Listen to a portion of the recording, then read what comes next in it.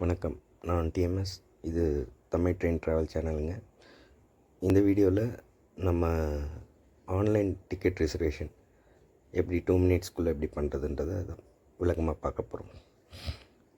இப்போது timer start ஆகுது. Login பண்ணதுக்கப்புறம் ஃப்ரம்மு டூ போடுறோம். அதுக்கப்புறம் டேட்டு செலக்ட் பண்ணுறோம்.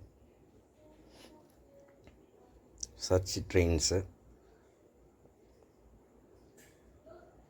செலக்ட் பண்ணோன்னே மாஸ்டர் லிஸ்ட்டில் பேசஞ்சர் நேமை செலக்ட் பண்ணுறோம். செலக்ட் பண்ணதுக்கப்புறம் அந்த அப்கிரேடு அதையும் செலக்ட் பண்ணிவிட்டு ஆட்டோ அப்கிரேடேஷன் செலக்ட் பண்ணுறோம். இப்போ கேப்சா கோடை டைப் பண்ணிவிட்டு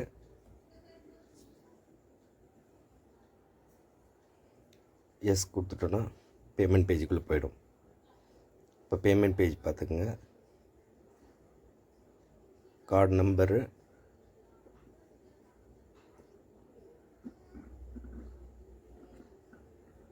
expiry date, CVV number, name இதை கொடுத்து பே நவ் கொடுத்துட்டோன்னா ஓடிபி வந்துடுங்க.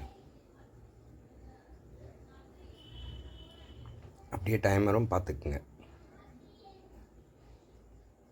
எவ்வளோ நேரம் ஆகுதுன்றது. அவ்வளோதான். இப்போ நேம் கொடுத்தாச்சு. பே நவ் கொடுத்த உடனே ஓடிபி வந்துடும்.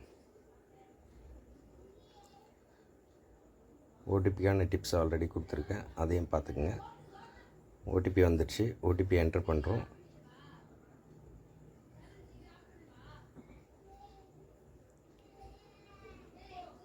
அவ்வளோதாங்க, நமக்கு டிக்கெட் வந்துடுச்சு.